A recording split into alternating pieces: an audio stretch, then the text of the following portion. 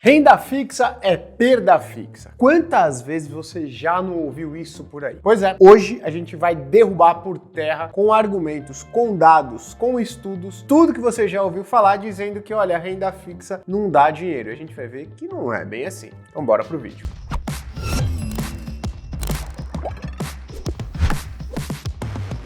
Antes de começar esse vídeo, vou pedir que você curta, compartilhe quem também quer entender mais sobre investimento, sobre economia e, obviamente, se inscreva no canal para estar sempre antenado com as novas informações que a gente vai compartilhando por aqui. Bom, qual que é a minha ideia aqui com esse vídeo? A minha ideia aqui é derrubar essa crença que vem crescendo ao longo dos últimos anos de que investimentos em renda fixa não são rentáveis e que, inclusive, fazem ainda uma brincadeirinha com as palavras, né? Que a renda fixa, na verdade, deveria se chamar perda fixa. E o que a gente vai fazer nesse vídeo, então? Eu vou pegar os principais indicadores de renda fixa e os principais indicadores ou índices de renda variável e vou pegar a rentabilidade de todos eles desde o início para a gente entender de fato quais índices apresentaram uma melhor rentabilidade e quais foram aqueles lanterninhas, ou seja, os que ficaram para baixo. E a gente consegue entender se a média do mercado de renda fixa apresenta de fato uma rentabilidade muito pior que a média das ações ou que a média dos mercados de renda variável, e aí a gente poderia chamar a renda fixa de, quem sabe, perda fixa, ou se não, a renda fixa apresenta uma rentabilidade razoável quando a gente compara com a média de outros investimentos em renda variável, como por exemplo ações e fundos imobiliários. Então eu quero que você comece esse vídeo com a cabeça aberta. Mesmo que você seja uma pessoa que tem todo o patrimônio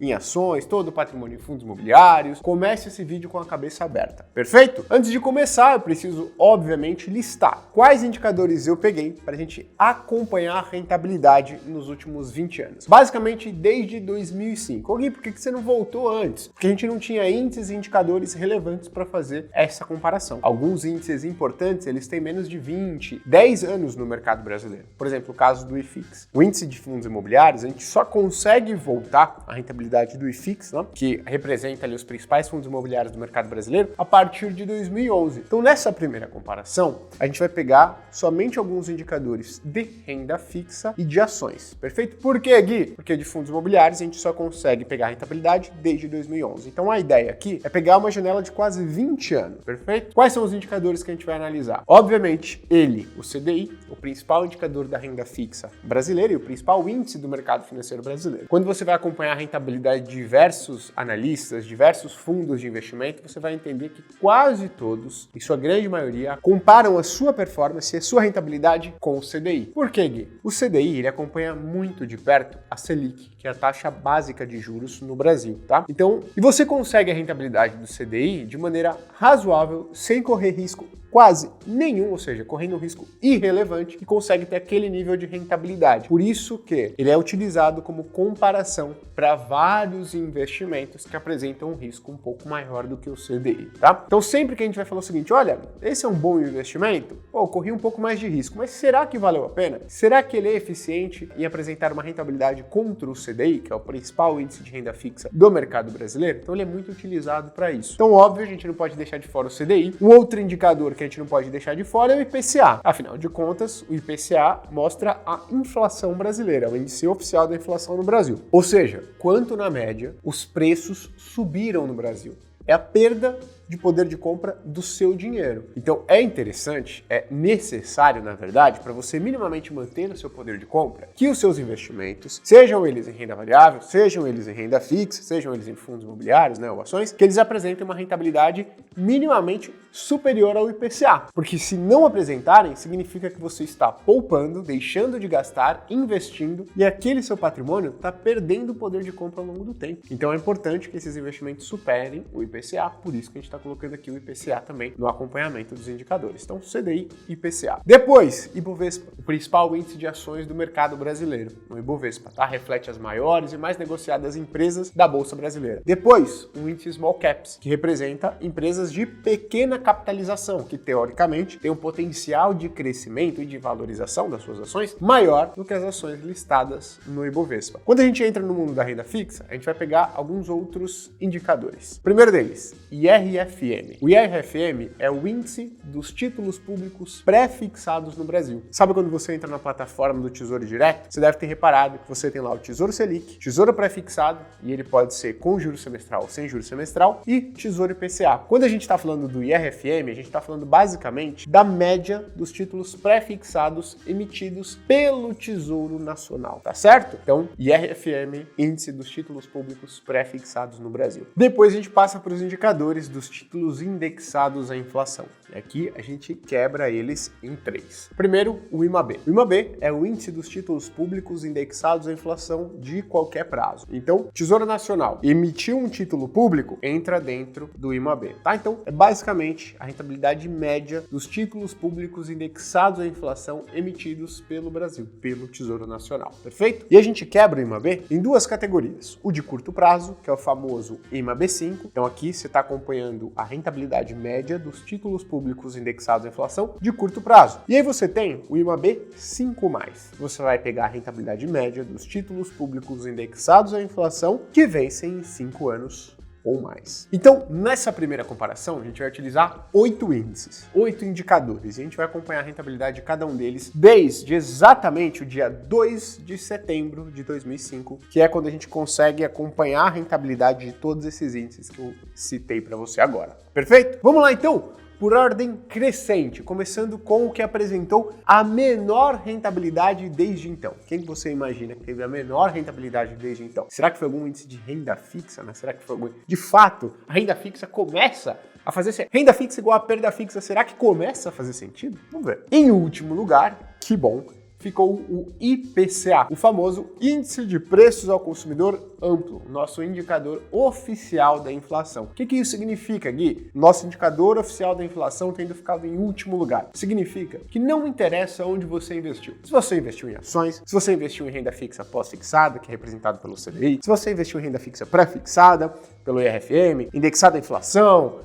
se você investiu em pequenas empresas, não interessa onde você investiu. Muito provavelmente, se você investiu desde 2005, a sua rentabilidade foi superior ao IPCA, que é o nosso indicador oficial da inflação. Então o IPCA ficou em último lugar, acumulando uma variação de 176% desde setembro de 2005. Ótima notícia! O IPCA ficou por último, significa que se você investiu em qualquer coisa nesse período, você teve uma rentabilidade real positiva, ou seja, você ganhou poder de compra ao longo do tempo. Em penúltimo lugar, ficou o índice de Small Caps, o índice das pequenas empresas negociadas na Bolsa Brasileira. Olha só, eu comentei anteriormente que o índice de Small Caps, provavelmente ele reflete ali as menores empresas no Brasil que têm um potencial de valorização maior do que talvez as grandes empresas. Por que isso, Gui? Porque normalmente quando uma empresa ela é menor, ela não é líder do seu mercado, do seu segmento. Por vezes ela está em um mercado em expansão. Isso faz com que a possibilidade dela crescer de tamanho via ganho de market share, via ganho de espaço de mercado ou via aumento do próprio mercado em que ela atua,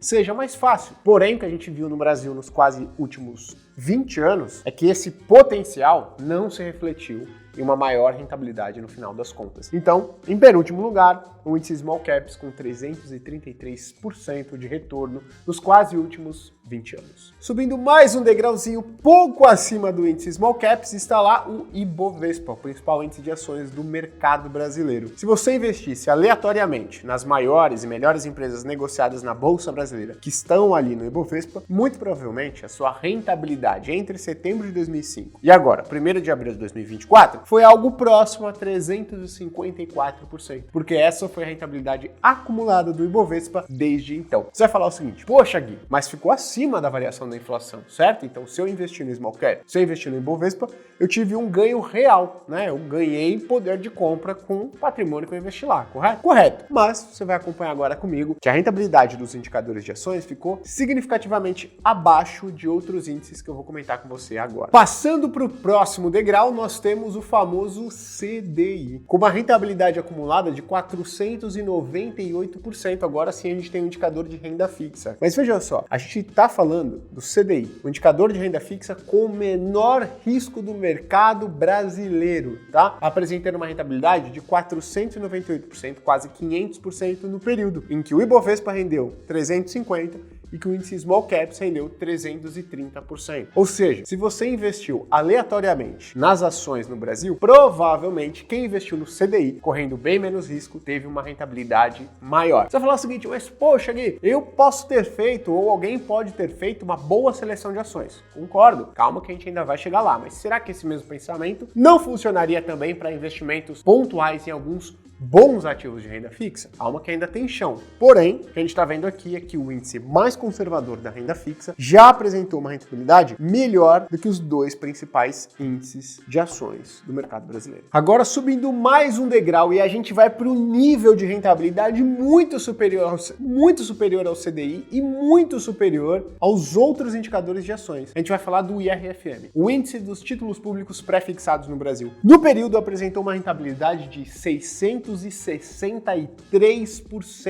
mais de 300% de diferença para o Ibovespa e mais de 330% de diferença para o índice Small Caps e mais de 150% de diferença para o CDI, o índice mais conservador da renda fixa brasileira. Ou seja, se você investiu em títulos pré-fixados nos últimos 20 anos, muito provavelmente você teve uma rentabilidade superior ao CDI e muito provavelmente você teve a rentabilidade superior também à média das pessoas que investiram em ações no Brasil. Calma que ainda a gente não acabou. Agora a gente entra no top 3, no pódio. E o pódio, ele é dominado pelos índices de renda fixa indexados à inflação. Então, em terceiro lugar, nós temos o IMAB5, o índice dos títulos públicos indexados à inflação de curto prazo, com uma rentabilidade de 775% entre setembro de 2005 e 1º de abril de 2024. E não é mentira, tá? A gente está aqui no dia 1º de abril, mas isso não é mentira. Ou seja, mais que o dobro da rentabilidade do Ibovespa, mais que o dobro da rentabilidade do Small Caps e uma diferença muito grande com relação ao CDI. Sabe o que é o interessante? O IMAB5 é o índice mais conservador em termos de volatilidade do mercado brasileiro, só perdendo para o CDI. Então, se você, por um acaso, até hoje, só tem investimentos no CDI, na Nuconta ou na poupança, um passo para você começar a experimentar um pouquinho de volatilidade na sua carteira em busca de maiores retornos é você começar a colocar o pezinho no IMAB5. Por quê, Gui? Porque é um indicador de títulos públicos e apresenta uma volatilidade, oscilações de preço muito baixa e apresenta uma consistência interessante em superar o CDI, principal índice do mercado financeiro brasileiro. Perfeito? Então, terceiro lugar, IMAB5. Segundo lugar, o IMAB. O IMAB é o índice dos títulos públicos indexados à inflação de qualquer prazo. Então, se tem um mês para vencer, se tem 40, 50 anos para vencer, um título público indexado à inflação aqui no Brasil entra dentro do IMAB. Rentabilidade acumulada no período, 841%. Aqui a gente está falando de uma rentabilidade mais de 300% acima do CDI. Muito mais que o dobro do Ibovespa. Muito mais que o dobro do índice Small Caps. Perfeito? Em primeiríssimo lugar, nós estamos falando dele, o IMAB5+. Estamos falando do índice dos títulos públicos indexados à inflação de longo prazo, com uma rentabilidade acumulada de 978%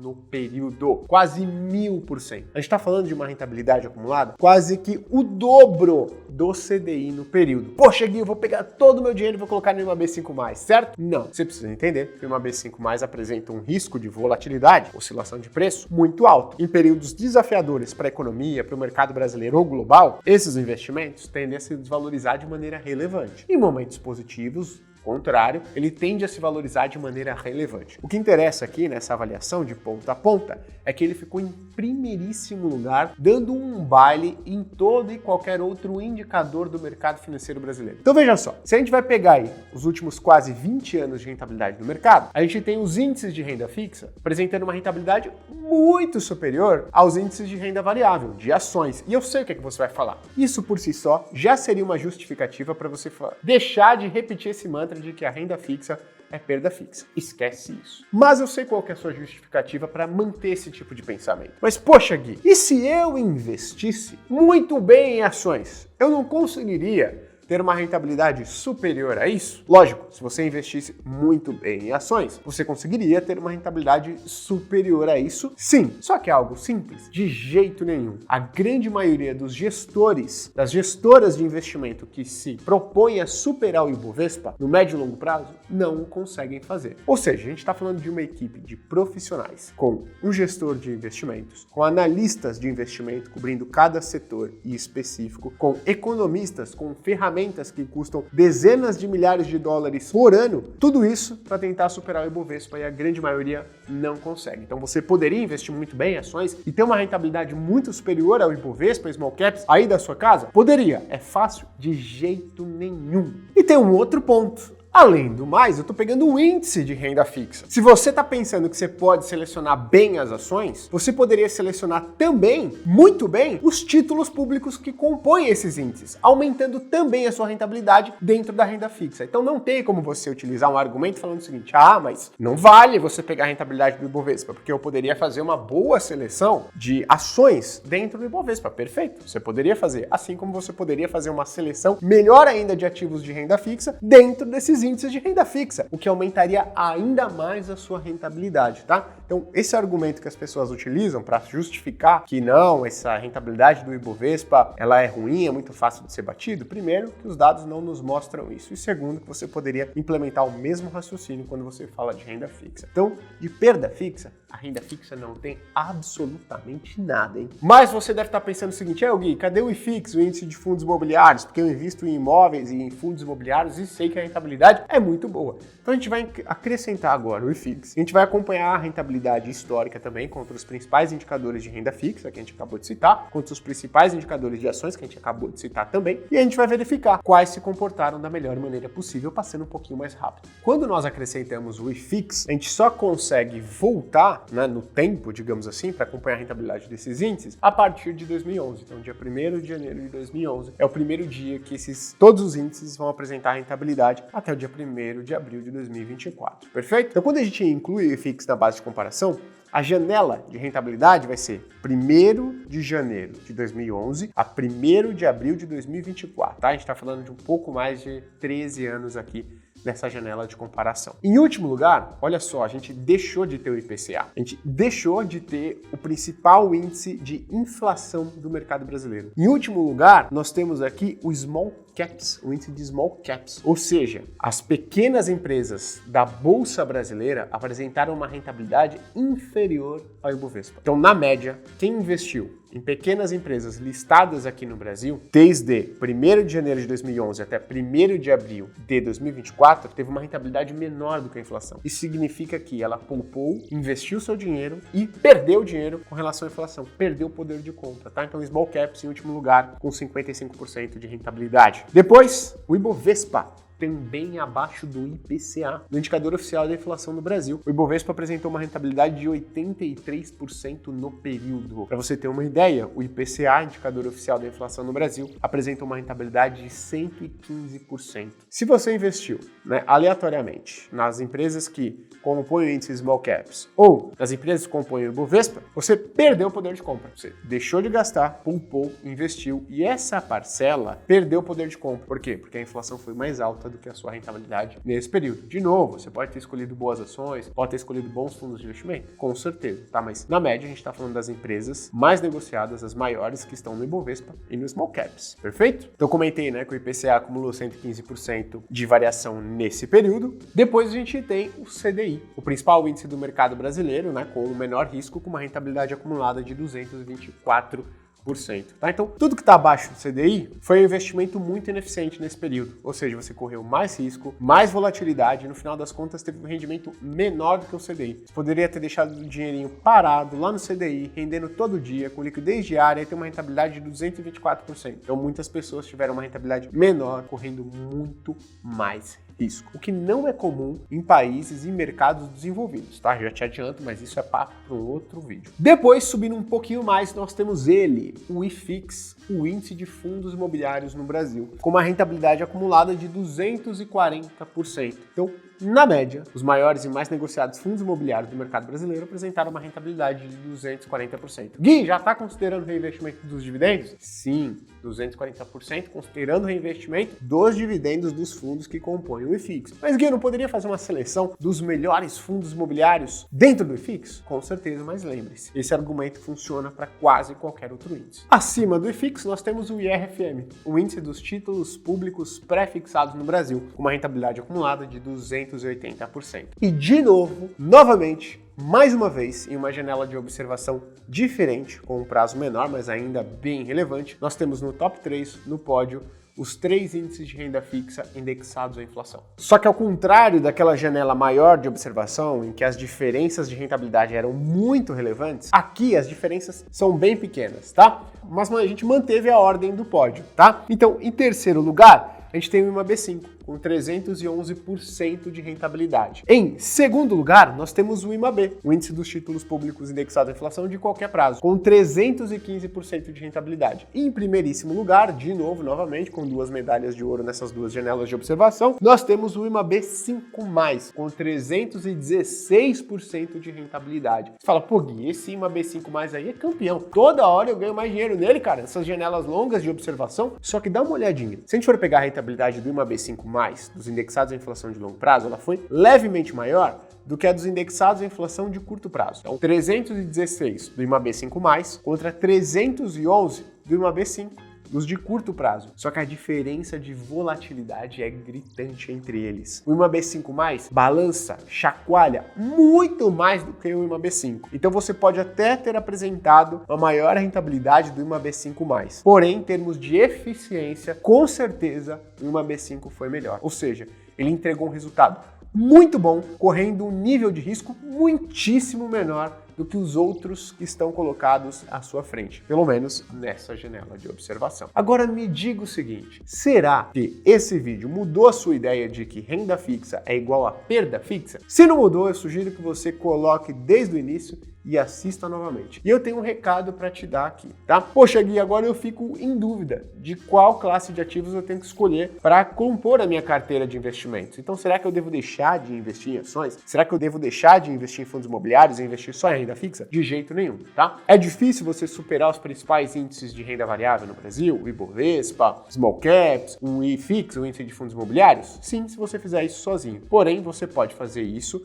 com acompanhamento de profissionais, de pessoas que têm décadas de experiência selecionando ações, selecionando fundos imobiliários, selecionando ativos de renda fixa e selecionando investimentos internacionais. E você vai conseguir montar uma carteira de investimentos com todas essas classes de ativos e ativos selecionados por verdadeiros profissionais com décadas de experiência no mercado financeiro por um preço muito baixo. Isso vai acontecer no aniversário da Finclass, que vai ocorrer agora no dia 24 de abril. São 24 horas que você vai ter a oportunidade de assinar a Finclass com 50% de desconto para ter acesso a 2 carteiras recomendadas e carteiras recomendadas personalizadas de acordo com o seu nível de patrimônio. Então você coloca o quanto você tem para investir e a gente vai te dizer exatamente quais ativos você tem que comprar, com 2 opções. Se você quer uma carteira de valorização, ou seja, o Gui, eu tenho um processo de acúmulo de patrimônio, eu quero acumular mais patrimônio, ou você pode escolher optar pela carteira de renda. Gui, eu já tenho um patrimônio relevante e eu quero que esse patrimônio aqui me gere uma renda consistente todos os meses para que eu arque com as minhas despesas fixas. Então, dentro da Finclass, você tem essas 2 opções de carteiras recomendadas. Detalhe, personalizadas de acordo com o seu nível de patrimônio. Obviamente, você tem dezenas e dezenas de cursos ministrados pelos maiores profissionais do mercado financeiro do Brasil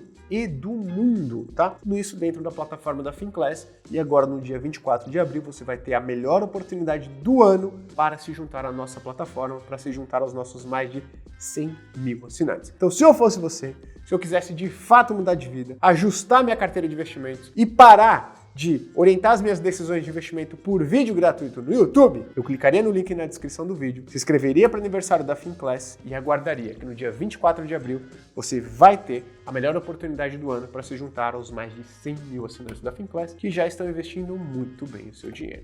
Espero lá, hein? Um abraço, até a próxima, tchau, tchau.